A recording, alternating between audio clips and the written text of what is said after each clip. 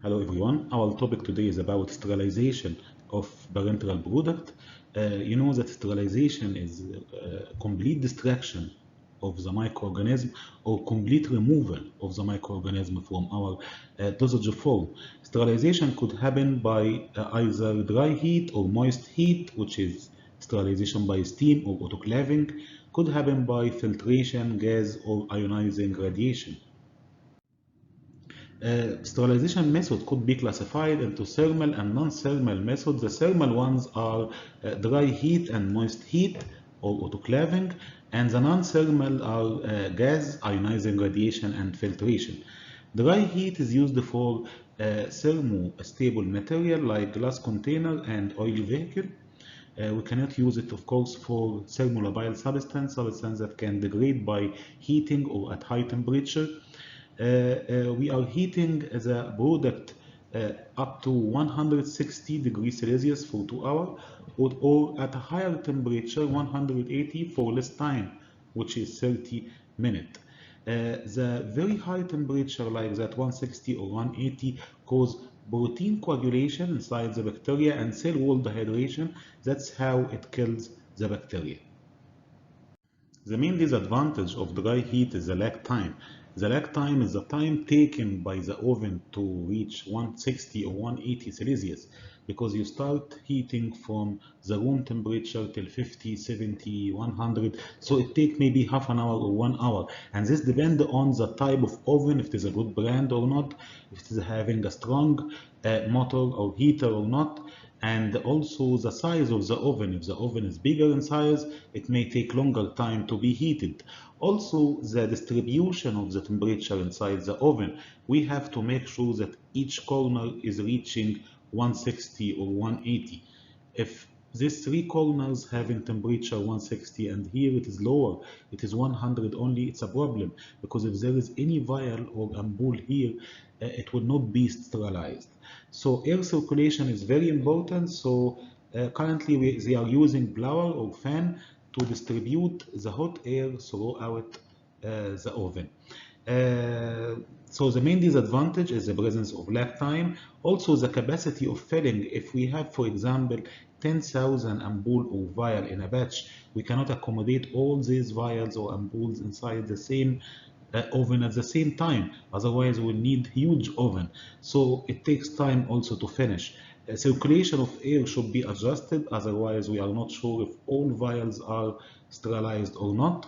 Also, many materials and many active ingredients and sometimes some excipients also are thermolabile. They cannot be heated by dry heat. The second mechanism is moist heat or steam, or commonly named as autoclaving. The mechanism also again is coagulation of protein by heating. Presence of pressure here is very important. Pressure will not kill the bacteria directly, but pressure will help to increase boiling point of water. When boiling point of water increased from 100 to 120 or 130, temperature now is higher and the procedure will become more effective. So temperature will kill the bacteria, not the pressure. We are increasing the pressure just to increase the temperature. So by presence of steam, we are increasing the pressure, and by increasing the pressure, temperature will increase, and so it will kill more bacteria. It become more destructive. Regarding the time factor here is important, and it depends on the pressure, the applied pressure. Because if we apply 10 pounds pressure, boiling point of water increase to 115, and in this case, the autoclave should work for 30 minutes. If we increase the pressure more to 15 pounds, the temperature will increase to 121, and in this case we need less time. Only 20 minutes could be enough because we have higher temperature. When the pressure increase again to 20 pounds, the temperature increase to 126, and again the autoclaving time only 15 minutes will be enough. So the greater the pressure, the higher the temperature, but the less time needed for sterilization. Most autoclaves are using these conditions: 15 pound for one temperature 121 for 20 minutes. Autoclaving is used mainly for the final product that has aqueous solution or aqueous vehicle, either large volume parenteral like glucose solution, saline solution, and small volume parenteral, which are vials and ampoules. The third mechanism is gas sterilization, and they used before some old gases like formaldehyde and sulfur dioxide. Both of them are react with most of active ingredient, and irritant also after injection. And also it is difficult to remove residue, so part of formaldehyde will remain on or inside the product. Difficult to clear or difficult to clean after using it. So we are using currently ethylene oxide and beta-propiolactone, which is non-irritant. Ethylene oxide has a small problem, which is flammable. That's why they are not using it alone. They are mixing it with inert gas like carbon dioxide. But of course, it is not irritant like sulfur dioxide and formaldehyde. All these gases are causing alkylation, especially ethylene oxide causes alkylation of many compounds inside the bacteria. So it interferes with the metabolism inside the bacteria. It adds alkyl group to everything. Due to this interference, the protein synthesis and cell wall formation stop inside bacteria. That's why bacteria will die within few minutes or hours. The disadvantage of this mechanism of gas sterilization that ethylene oxide can alkylate also active ingredient. It can add alkyl group, ethyl or whatever, into the active ingredient and inactivate the drug, especially in presence of water in the liquid form. So this method is used only for sterilization of powder. Regarding active ingredient or dosage form, we cannot use it for aqueous solution, especially we are using it to sterilize drug powder. So it is used for powder, used also to sterilize non-drug components like the syringe, plastic material, used also to sterilize surgical wounds because it can spread, the gas of course can spread easily and fast inside the surgical wound. Regarding sterilization by radiation, we can use UV or X-ray, or the most common one is gamma rays. It's of course highly effective and happen in very short time. It's a cold process, can be used for thermolabile substance. Only the temperature increase because of radiation, maybe from 30 to 32, 35, but there is no much heating like dry heat or moist heat.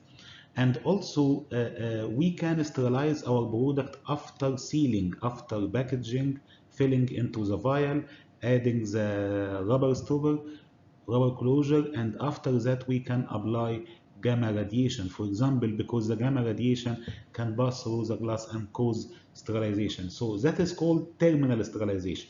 You are sterilizing the product after filling and packaging and sealing. So after sterilization, now you are sure that it is sterile with almost 100% confidence.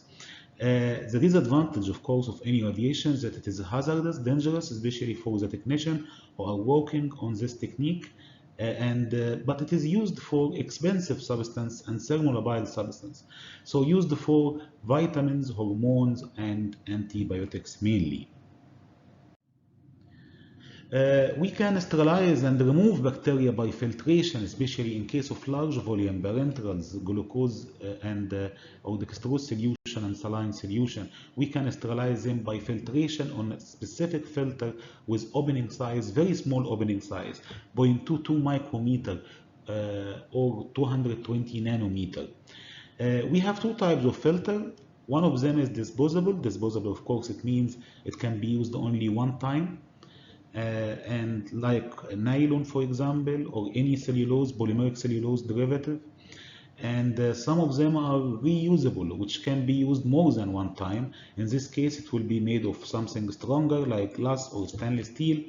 Of course, reusable is more economic because we'll use it several times, we will not discard it after each filtration. But the problem is cleaning is very difficult. To clean the filter, which have very small opening, and remove any present bacteria that could block the opening after each batch or between each batch and the next one, it's not easy at all.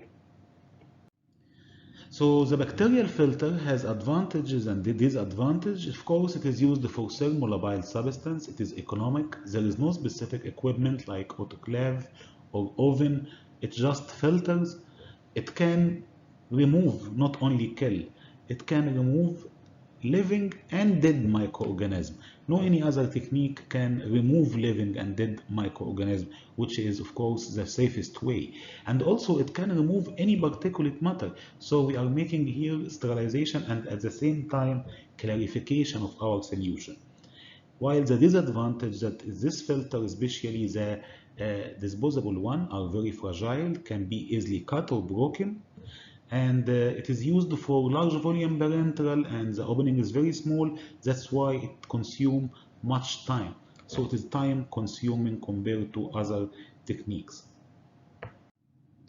If we want to test the filter and make sure that the opening is 0.22 micrometer or 220 nanometer, we will bring the filter and wet it with water or ethanol, and from the right side we will fix a syringe, and this syringe is empty syringe. We will use it to push air. So we'll push air through this syringe. In between we'll put pressure gauge to measure the pressure, and on the left side here we'll connect the filter with a flask containing water, only water. So this tube is dipped inside water. So the experiment is to, again, the aim is to check if the opening size is 0.22 or it's bigger. If it is bigger than 0.22, so it will allow bacteria to pass, so it is not working well. So we are cross-checking or making quality control test on the filter, or actually it is quality assurance here, not quality control, because we are testing the method of sterilization.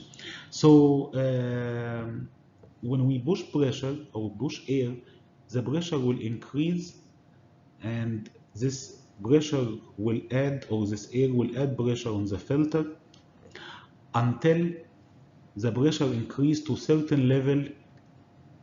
At this level, the air can pass and form air bubble inside water, inside the flask.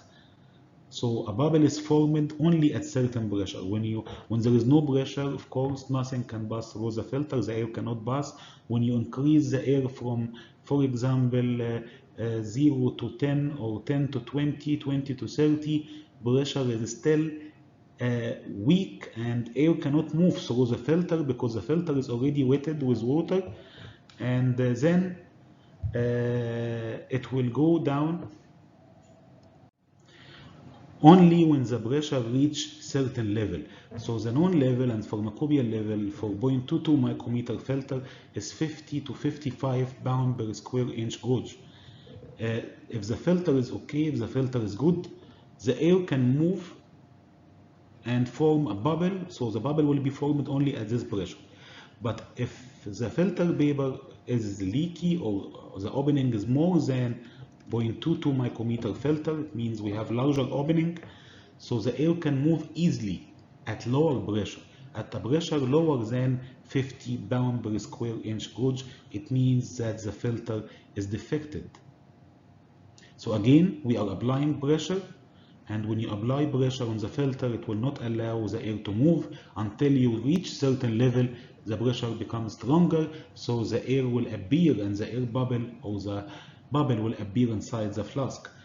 If the size of the opening is 0.22 micrometer, the bubble only occur at a pressure 50 to 55 psig, while if the filter is defected or having opening more than 0.22 micrometer, in this case the air can move at a pressure lower than 50 psig.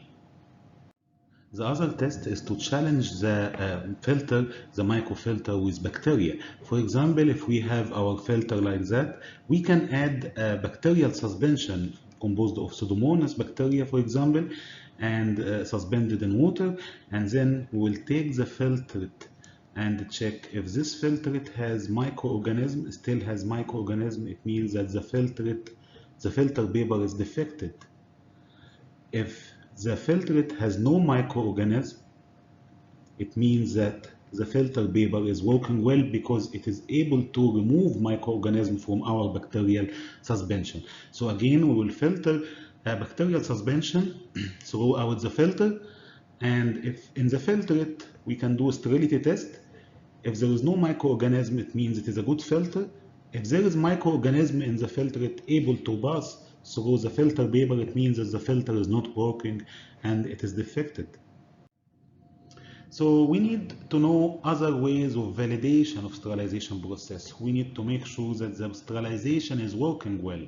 For example, if we have autoclave or sterilization by steam, we can measure the temperature and the pressure inside the autoclave to make sure that the autoclave is working well. If we have sterilization by radiation, we can measure the amount of energy inside the equipment, the sterilization equipment. If we have sterilization by filtration, we can use the bubble point test or the bubble pressure test to see if the filter allow air to move at a pressure 50 to 55 psig or at a lower pressure. All these indicators are physical indicators if really the sterilization is working well or not. The other indicators could be a chemical indicators. Chemical indicators, it means it depends on a certain chemical reaction. In a simple technique here, we have something called Clintex paper. This Clintex paper is white paper, and on this paper it is written sterile, but it is hidden. We cannot see it. Hidden by certain chemical that can degrade or interact at high temperature, hydrolyze at high temperature, at temperature only 120 or 130. And we can keep this papers inside our autoclave.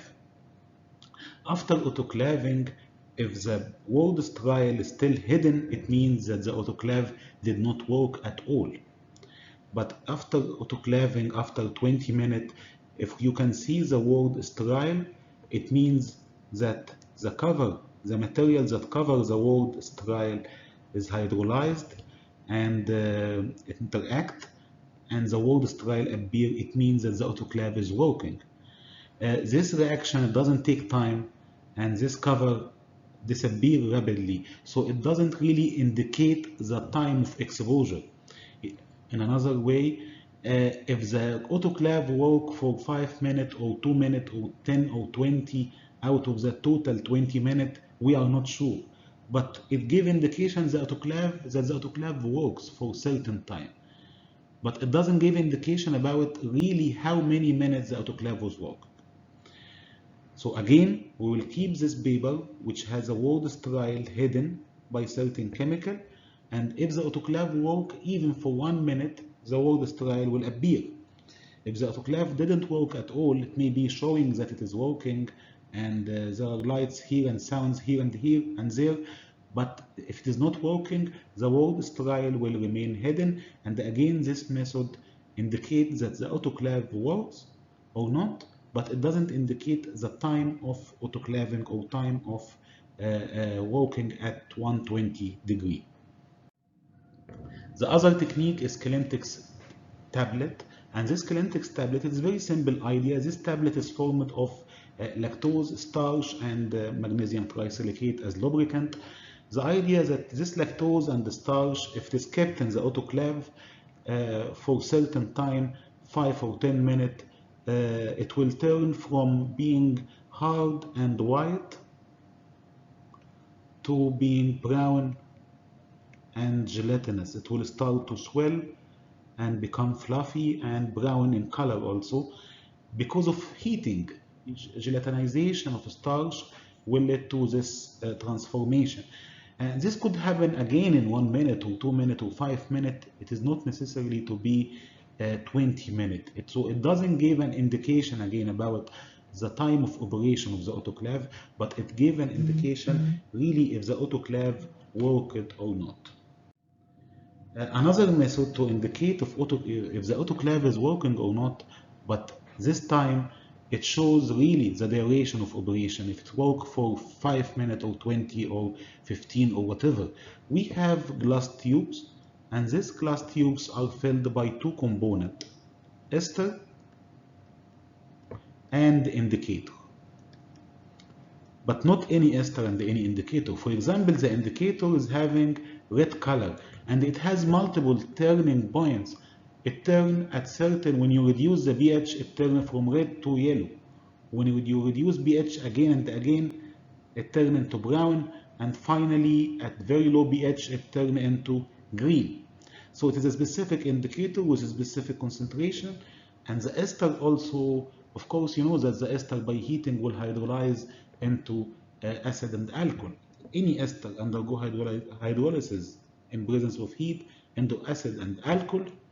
But we are using an ester that degrades over the 20 minutes, which is the operation time of the autoclave. So in the beginning, the medium is neutral and the indicator gives red color. But after 5 minutes, for example, some of the ester will hydrolyze, release some acid. So the pH will go down, for example, from 7 to 5. So the indicator will turn from red to yellow. And then more ester, after 10 minutes or 15 minutes, more ester will hydrolyze, release more acid, pH will go down from 5 to 4 to 3. So the ester will go down, the light will turn from yellow to brown. If the autoclave is working for 20 minutes, again more ester will hydrolyze, release more acid, and the pH will go down more to 2 or 1. So the acid will be more and the pH will go down more, and so the indicator will change its color again and again to become green. So after autoclaving, if we have this test tube red, it means the autoclave did not work at all. If we have our tubes having yellow color, it means it worked maybe for 5 minutes. Here this color or this color, it indicates 10 to 15 minutes. And this color, if you find the tubes are green, it means that the autoclave worked efficiently for 20 minutes. Another technique to indicate if the autoclave is working or not is to use bacterial suspension. Like we filtered before, Pseudomonas through filter paper, we can keep bacterial culture or bacterial suspension inside the autoclave. So, but not the culture itself. We can bring this bacterial culture or bacterial media and bring paper or strip several papers and inside the suspension, so the paper will be contaminated now with bacteria. And if that is our autoclave, we will keep a paper here and here and here and here and here in different positions inside the autoclave to make sure that autoclaving or sterilization is happening in each position inside the autoclave. At the end of the process, we can take each of these papers and put it in bacterial growth medium like agar or say glycolate or whatever for bacterial aerobic and anaerobic bacterial growth, and make sure if bacteria is killed or not. If there is no bacterial growth, it means autoclave is working. If there is bacterial growth, it means the autoclave is not working. Thank you and see you in the next topic.